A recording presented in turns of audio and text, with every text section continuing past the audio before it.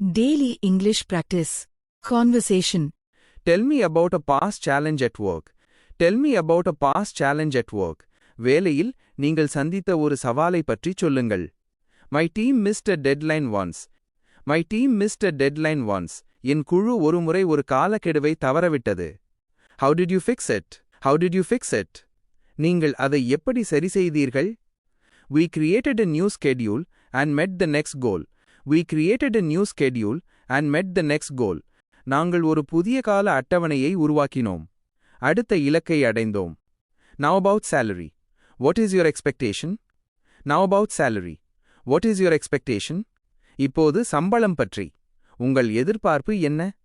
I expect 50,000 annually. This is fair for the role. I expect 50,000 annually. This is fair for the role.